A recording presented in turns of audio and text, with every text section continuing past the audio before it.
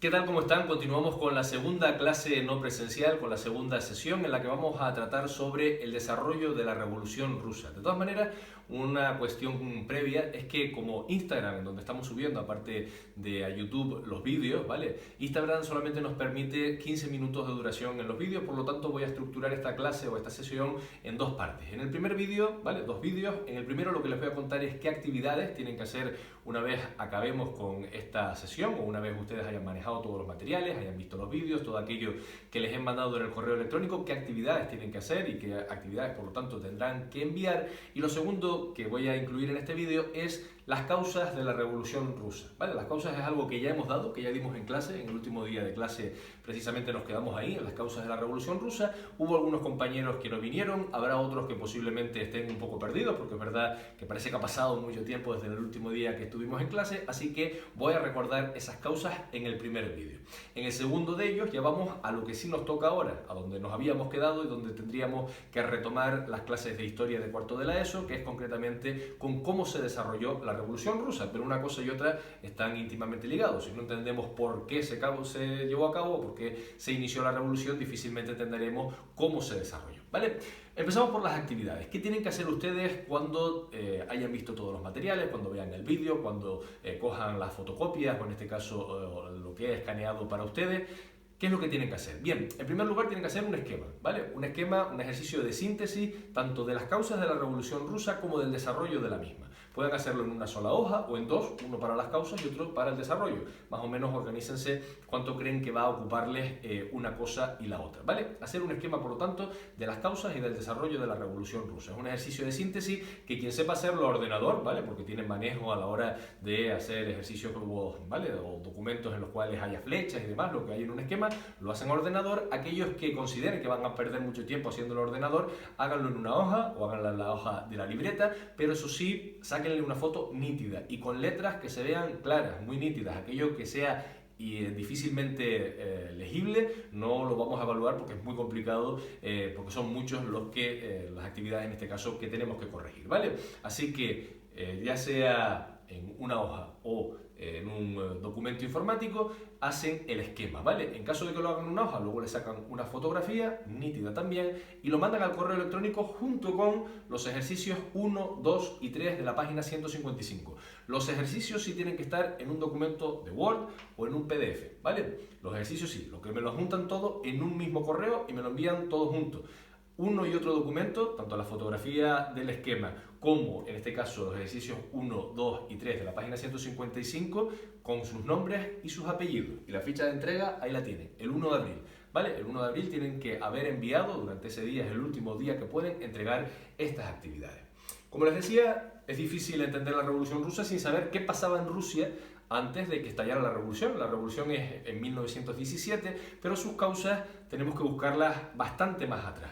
Ahí tienen dos fotografías, se las mostraba el último día de clase y les decía que qué les inspiraban esas fotografías. Y la mayoría de la gente dijo que lo que les inspiran es diferencia, ¿vale? Lo alejada una imagen que está de la otra, aunque ambas imágenes son de Rusia a principios del siglo XX, ¿vale? Porque por una parte está la riqueza, la opulencia de los últimos zares. Zares es como decir emperador en Rusia en esta época, ¿vale? Del último zar, de Nicolás II y de su mujer, de la zarina.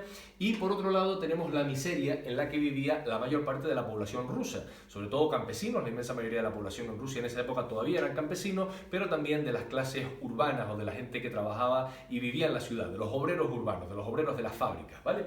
Esa es una de las características y eso es precisamente una de las causas también que van a inspirar a la Revolución Rusa, que van a llevar a la Revolución Rusa. El que ante la opulencia de unos y no solamente de los zares, sino también de la aristocracia, de la nobleza, estaban las diferencias y la pobreza de la inmensa mayoría de la población.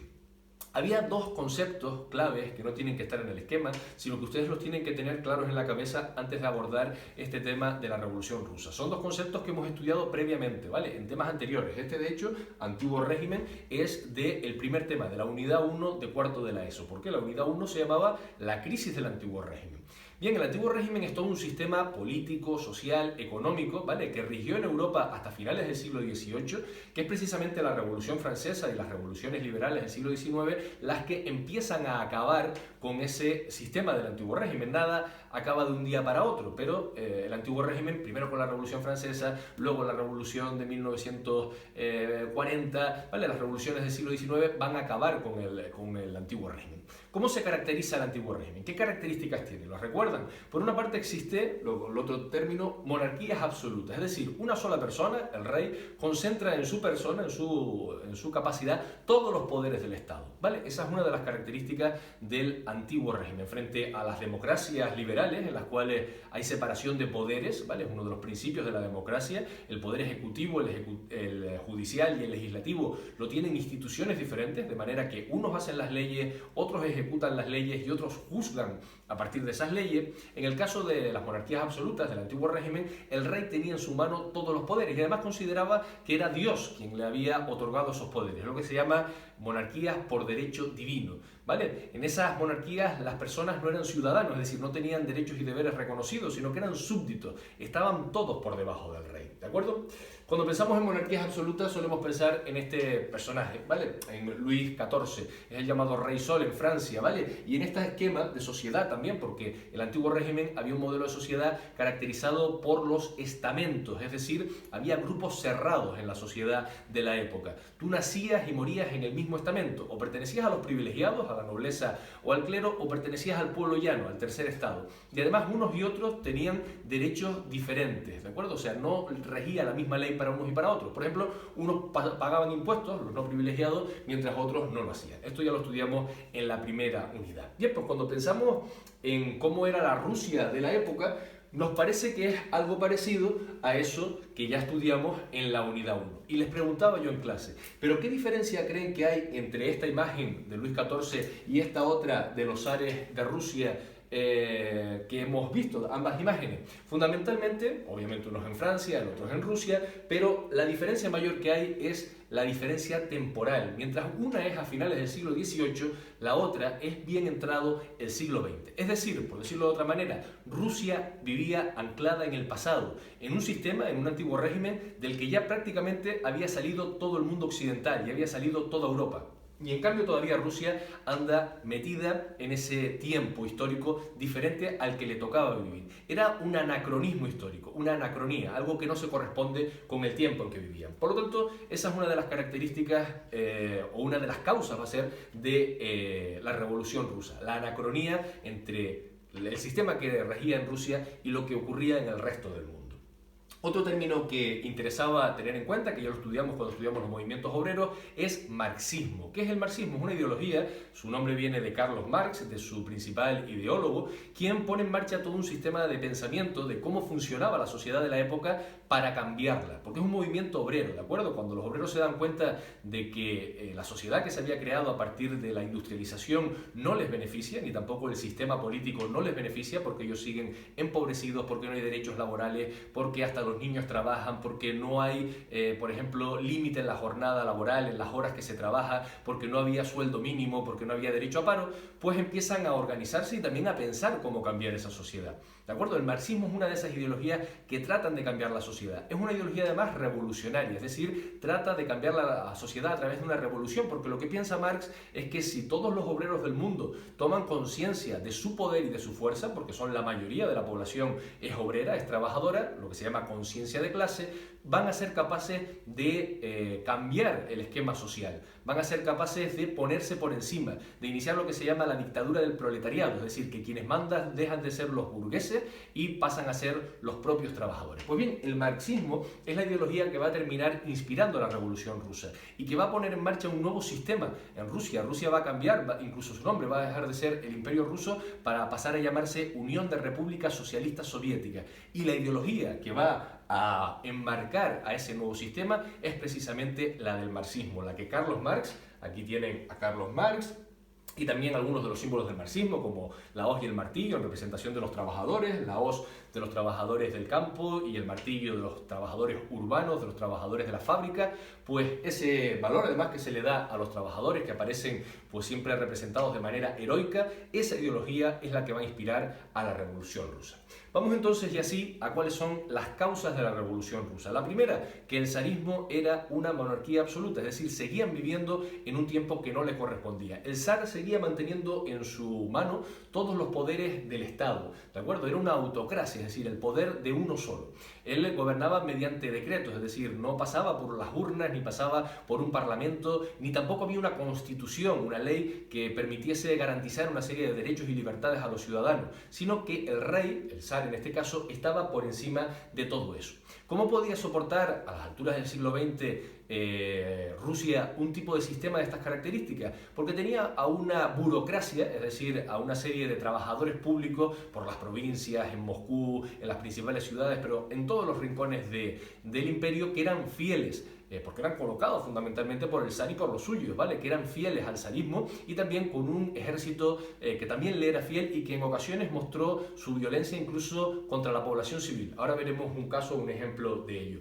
Otra de las bases del poder del zar era la iglesia ortodoxa. La mayoría de los rusos son cristianos, pero cristianos ortodoxos. Fue un cisma que se produjo entre el cristianismo occidental o cristianismo católico y el cristianismo oriental desde la Edad Media, ¿de acuerdo? Pues esa iglesia, la iglesia ortodoxa, era la base, digamos, podríamos decir, ideológica del zarismo, ¿vale? A través de las misas, a través del gran poder que tenía la iglesia en esa época en Rusia, es que se soportaba también, porque estaban a favor del zar, el poder de los zares.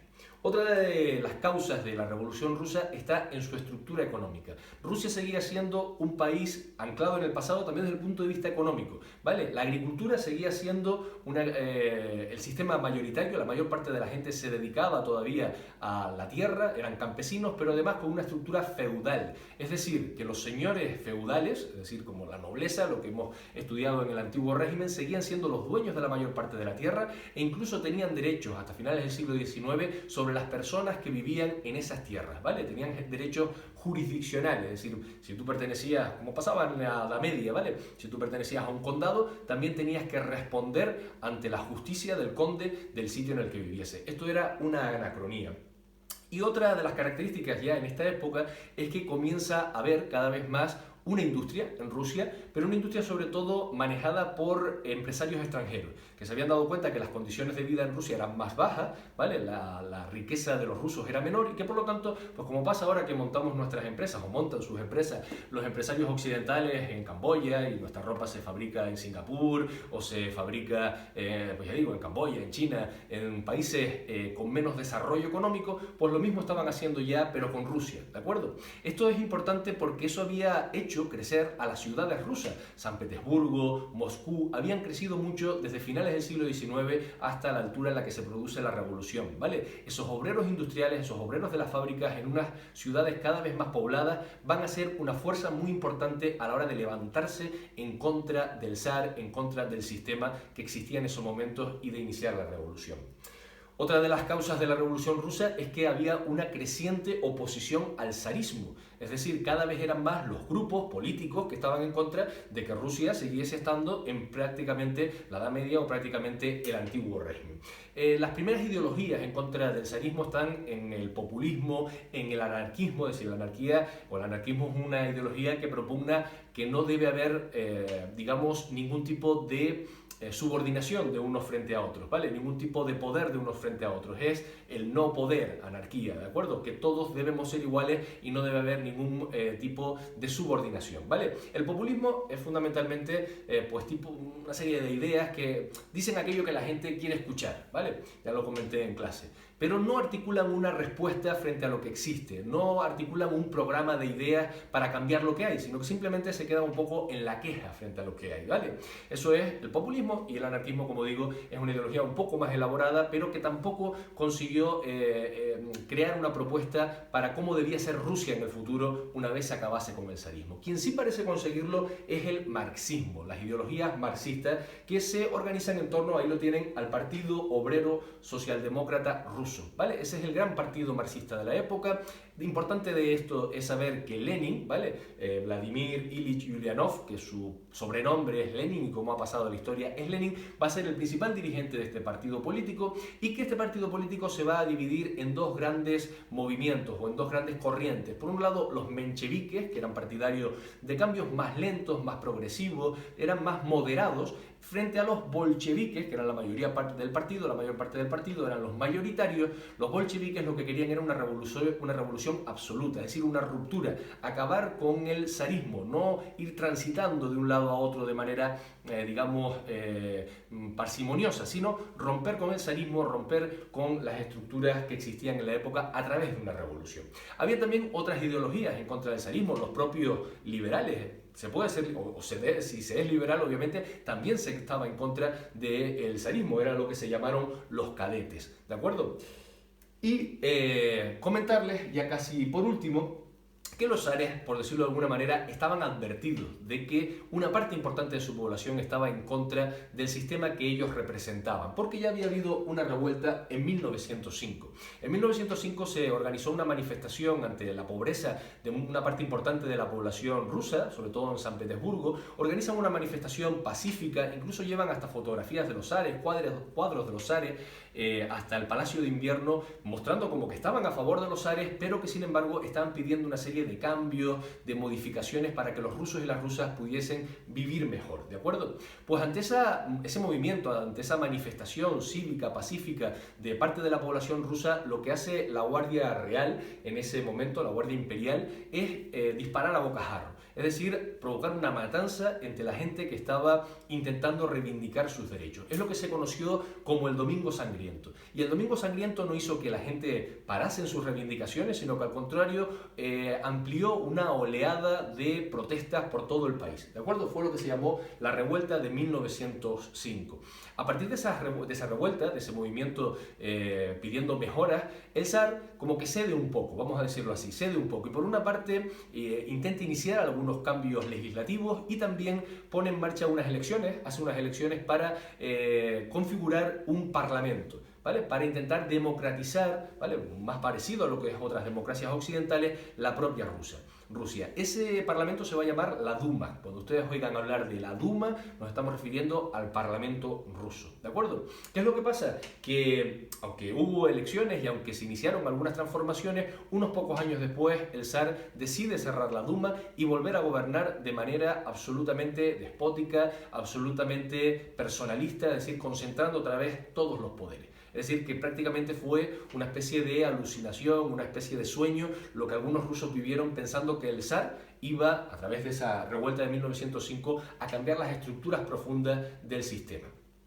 Y ya vamos con el detonante de la revolución. ¿Por qué se inicia la revolución en 1917 y no antes? Porque en 1917 Rusia llevaba 3 años sufriendo la Primera Guerra Mundial. Rusia fue el país que en menos años, porque salió de la guerra antes, más sufrió la guerra, más personas murieron en el frente de batalla, más miserias provocó. Y eso demostró a los rusos, algo que ya deberían saber, pero que se lo demostró todavía de manera más trágica la guerra, y es que era un país anticuado, un país cuyas fuerzas armadas, en este caso, cuyo ejército estaba anticuado para luchar contra países mucho más industrializados, con mejor armamento como podía ser Alemania, con unos sistemas de transporte que eran propios de otro tiempo y no del siglo XX como estaban ya en ese momento, con una forma de organizarse también muy anticuada. Por lo tanto, la guerra es un poco el espejo que hace poner a los rusos frente a sí mismos, sobre la realidad dura que estaba viviendo el país. Además, como durante la guerra todos los esfuerzos se tuvieron que dedicar precisamente al ejército, a lo militar, a la construcción de armas, a la construcción de elementos de combate, pues estaban dejando de lado lo más importante, que es alimentar a la población de un determinado país. Con lo cual crece las hambrunas, crece la miseria en una población que ya de por sí estaba sufriendo mucho. Ese es el momento, la guerra mundial que se inicia en 1914, que aprovechan los revolucionarios para intentar poner en marcha el estallido, digamos, de lo que iba a derrocar al zarismo, de lo que iba a derrocar a los reyes. Porque en esta guerra, como podrán imaginar, la imagen del zar, de Nicolás II, de toda su familia, se ve muy devaluada. Así que aquí lo dejamos. Ya saben, en el siguiente vídeo vamos al punto en el que nos quedamos, a cómo se desarrolló la revolución. Pero es importante que sepan esto. ¿Cuáles son las causas? Las causas es que Rusia seguía viviendo en el antiguo régimen, el zar seguía concentrando todos los poderes en su mano, seguía habiendo una agricultura con unos sueldos de miseria para la mayor parte de la población y una industria cada vez más floreciente pero controlada por los extranjeros y que también dejaba sueldos de miseria, una oposición cada vez mayor, una revuelta en 1905 que había advertido a los zares de lo que podía pasar y finalmente una guerra absolutamente desastrosa